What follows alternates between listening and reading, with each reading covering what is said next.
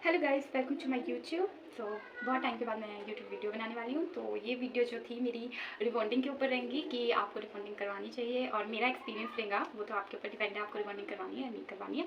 तो ये मेरा पर्सनल एक्सपीरियंस है। तो मैंने रिबॉन्डिंग करवाए को मुझे 2 ईयर्स हो चुके हैं, और मेरे बाल जो हैं मैंने बहुत अच्छे से केयर की, इसीलिए मतलब मेरे को ऐसे ज़्यादा कोई साइड इफेक्ट नहीं हुआ।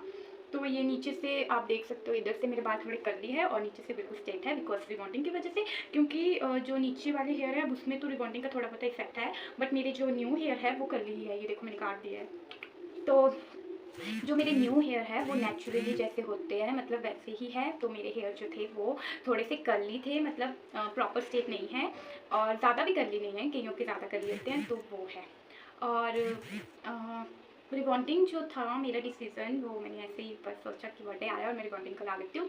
तो कई लोग कहते हैं कि रिबॉन्डिंग के बहुत ज़्यादा साइड इफ़ेक्ट होते हैं। तो रिबॉन्डिंग के साइड इफ़ेक्ट आपके बालों पे डिपेंड करते हैं। अगर आपके बाल बहुत ज़्यादा पतले हैं, है ना, मतलब ज़्यादा मोटे नहीं है, बहुत पतले हैं, तो आपको शायद साइड इफ़ेक्ट देखने को मिल जाए, क्योंकि वो पतले बाल है वो रिबॉन्डिंग के बाद और ज़्यादा पतले हो जाएंगे। फॉर ऑफकोर्स आपको पता ही है, केमिकल लगेंगे, तो फिर उससे आपको थोड़ा बहुत जो है हो सकता है प्रॉब्लम लाइक हेयर ब्रेकेज हो सकती है और हेयर फॉल हो सकता है। तो मुझे हेयर फॉल तो नहीं हुआ रिबॉन्डिंग के कुछ टाइम तक, तो मुझे हेयर फॉल नहीं हुआ, थोड़ा बहुत एज यूजुअल जैसा होता था वैसे ही हुआ। तो हेयर फॉल तो मुझे नहीं हुआ, शायद मेरे जो हेयर है वो काफ़ी मोटे से थे और मैंने पहली बार जो था हेयर ट्रीटमेंट करवाया था। सो मुझे हेयर में हेयर फॉल तो नहीं हुआ और ऐसे कोई साइड इफ़ेक्ट भी नहीं हुआ और मेरी रिबॉन्डिंग बहुत अच्छी रही। मतलब पर मेरे को एक वो था कि मेरे बाल जो है वो बहुत जल्दी मतलब ग्रो करते हैं। तो जो न्यू हेयर होंगे वो तो वैसे ही होंगे जैसा उनका टेक्स्चर है। तो न्यू हेयर जो थे मेरे वो मतलब वैसे ही थे जैसे वो हल्के से कर्ल दी। तो आप देख सकते हो, ये देखो थोड़ा बहुत कर्ल आपको दिख रहा है। ये देखो बीच में डेंट पड़ गया है, ये इसीलिए पड़ा हुआ है बिकॉज अब मेरी न्यू ग्रोथ बहुत ज़्यादा आ चुकी है। जब मैंने रिबॉन्डिंग करवाई थी तो ये बाल कुछ इस तरीके से थे मेरे हेयर। तो अब देखो आप कितने बढ़ चुके हैं। तो सेकंड बार रिबॉन्डिंग करवाने का मैं सोच रही हूँ, but I am not sure because अभी बहुत टाइम है। तो मैं सोच रही हूँ काफ़ी 4-5 साल बाद करवाऊँ। तो और कुछ लोग बहुत ज़्यादा कंफ्यूज होते हैं रिबॉन्डिंग और स्मूथनिंग को लेकर।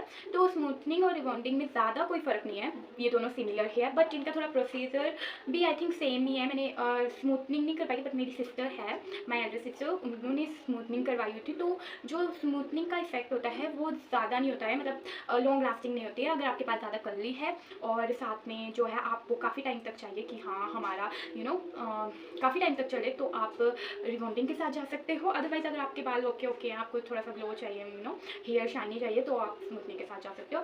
Otherwise there are lots of hair treatments like keratin और कैराटिन एंड स्मूथनिंग। रिबॉन्डिंग तो मैंने करवा ली है, तो रिबॉन्डिंग मैं स्मूथनिंग तो नहीं करवाऊंगी बिकॉज वो भी रिबॉन्डिंग की तरह होती है।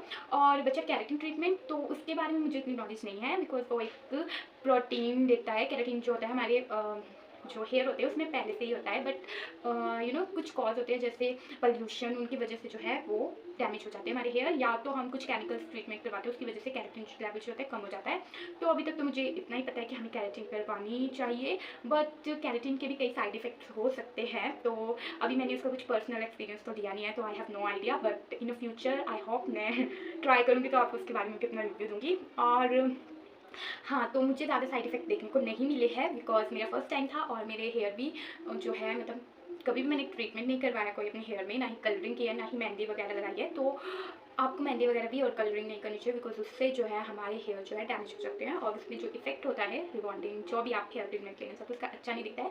बाकी जो हेयर फॉल मैंने बहुत सुना था कि बहुत ज़्यादा हेयर फॉल होता है, तो मेरी सिचुएशन में और मेरे केस में तो मुझे हेयर फॉल नहीं हुआ, और मुझे वैसे भी हेयर फॉल बहुत कम होता था। बट हाँ, मेरे हेयर्स में जो जैसे बहुत ज़्यादा पहले मेरे हेयर्स जो थे वो बहुत ज़्यादा उलझे रहते थे, बहुत ज़्यादा ही उलझे रहते थे और मुझे कॉम करना भी पसंद नहीं था, इतने उलझे रहते थे।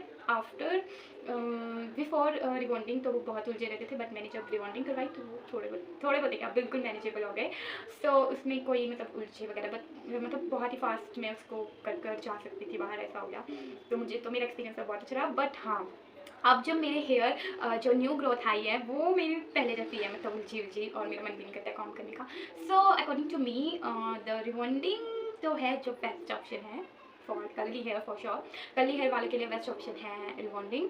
एंड स्मूथनिंग भी आल्सो गुड, मतलब दोनों सेम ही है, बट अगर आपको लॉन्ग टाइम तक चाहिए इफेक्ट तो आप रिबॉन्डिंग पे जाए, और स्मूथनिंग आपको अगर ठीक है, आपके बाल ज़्यादा वो नहीं है, आपको शाइनी चाहिए, ज़्यादा कर्ली नहीं है, तो आप स्मूथनिंग पे जाए। And this keratin treatment just maintain करने के लिए आपके हेयर को, तो मैंने अभी तक करवाई नहीं है, but I have some knowledge, तो मैं आपको साथ शेयर कर देती हूँ। अगर आपको चाहिए कि आपके हेयर जो है थोड़े शाइनी और थोड़े हल्के फुल्के, क्योंकि केराटिन जो है हमारे हेयर को प्रॉपरली स्ट्रेट नहीं करता है as compare to rebonding and smoothening.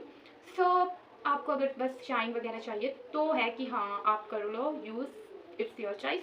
Otherwise keratin is good. आपको स्किन को, सॉरी स्किन नॉट आउट कर दीजिए, आपके हेयर को अगर आप अच्छा दिखाना चाहते हैं फॉर जैसे हेल्दी ब्राइट है ना, तो आप यूज़ कर सकते हो।